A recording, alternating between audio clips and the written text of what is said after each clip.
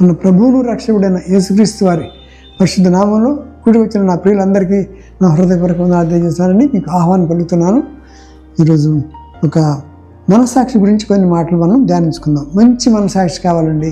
వాత వేయబడిన మనస్సాక్షి వద్దు. ఎందుకంటే అది సైతాన్ మనస్సాక్షి. అది ఎన్నిసార్లు గద్దించినా వినడానికి అంతే అయిపోతుంది. మనస్సాక్షి లేనివాడు వాత వేయబడితే రక్షణలో రాలేడని చెప్పి బైబిల్ సెలవిస్తుంది. ఈ కొన్ని మాటలు మీకు పంచుకుంటాను. 1 తిమోతి పత్రికలో 1వ అధ్యాయం 5వ వచనం చదువుకుందామండి.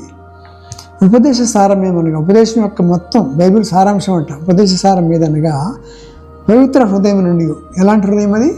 పవిత్ర హృదయం నుండి, మంచి మనస్సాక్షి నుండి, నిష్కపటమైన విశ్వాసం నుండి కలుగు ప్రమేయం అని చెప్పి అంటాడు. ఎంత గొప్ప గొప్ప వాక్యాలంటే దాన్ని బైహార్ట్ చేయాలి. ఏమంటున్నాడు ఇక్కడ? ఉపదేశ సారం ఏమనగా ఏమంటున్నాడు? పవిత్ర హృదయం. నెంబర్ 1 పవిత్ర హృదయం నుండి, 2 మంచి మనస్సాక్షి నుండి, 3వది నిష్కపటమైన విశ్వాసం నుండి కలుగు ప్రమేయం. అంటే విశ్వాసం కూడా కపటమైన విశ్వాసం, నిష్కపటమైన విశ్వాసం ఉందన్నమాటే కదా. కాబట్టి సారం మీదట దేవుడు చక్కగా ఈ మాటలు మాట్లాడుతున్నాడు. అలాగే పౌలు గారు కూడా ఈ మనస్సాక్షి గురించి చక్కటి మాటలు రాశాడు. చూద్దామండి.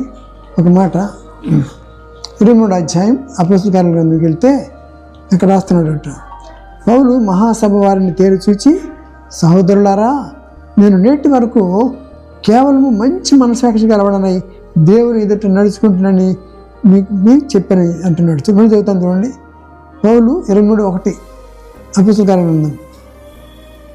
పౌలు మహాసభ వారిని తేరు చూచి, సహోదరులారా, నేను నేటి వరకు కేవలము మంచి మనస్సాక్షి కలవడనై దేవుని ఎదుట, ఇక్కడ మనుషుల ఎదుట కాదు, దేవుని ఎదుట నడుచుకుంటున్నానని చెప్పాను అని చెప్పి అంటాడు.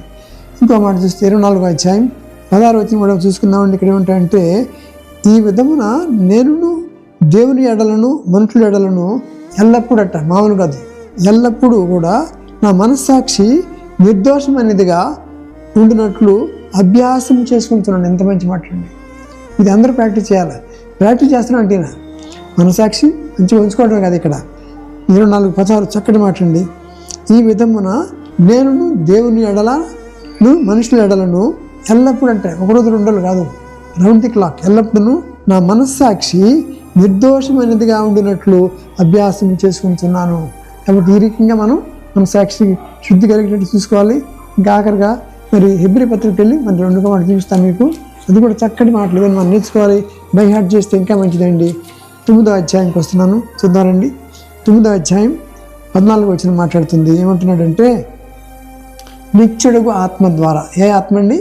నిత్యుడుగు ఆత్మ ద్వారా తను తాను దేవునికి నిర్దోషునిగా అర్పించుకొనిన క్రీస్తు యొక్క రక్తమట నిర్జీవ క్రియలను విడిచి జీవం గల దేవుని వైపు సేవించుటకు మీ మనస్సాక్షిని ఎంతో ఎక్కువగా శుద్ధి చేయను అనే మాట. వండర్ఫుల్. మళ్ళీ చదువుతాయి ఈ మాట.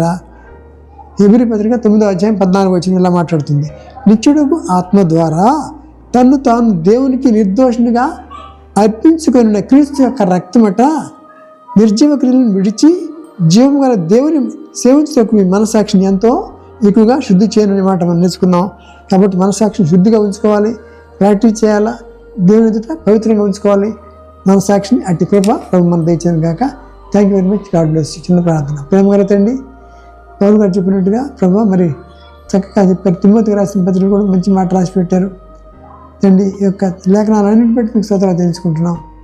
అద్భుతమైన దేవుడు, ఆశ్చర్యకరమైన దేవుడు, మా బతుకులు మార్చిన దేవుడు, ఉపదేశ సారం ఏమనగా అని చెప్పినటువంటి దేవుడు, పవిత్ర హృదయం నుండి, మంచి మనస్సాక్షి నుండి, నిష్కపటమైన విశ్వాసం నుండి కలుగు ప్రేమ అని చెప్పి అన్నారు. కనుక మనస్సాక్షి నేను శుద్ధిగా ఉంచుకోవడానికి నేను ప్రాక్టీస్ చేస్తానని చెప్పి అంటాను. ఎంత మంచి మాట్లాడినా మేము కూడా మా మనస్సాక్షిని పరిశుద్ధంగా ఉంచుకోవడానికి మనం ప్రాక్టీస్ చేసి బిడ్డలకు మమ్మల్ని దీవించి ఆశ్రయించమని, నీకు ఇష్టంగా జీవించే జీవితాలు మాకు దయచేయమని, క్రీస్తు రక్తం ద్వారా కడగబడి నీకు ఇష్టమైన జీవితాలు జీవించే జీవితం మాకు దయచేయమని యేసుక్రీస్తు నామములో వేడుకుంటున్నాం తండ్రి. ఆమేన్. Thank you very much. God bless you.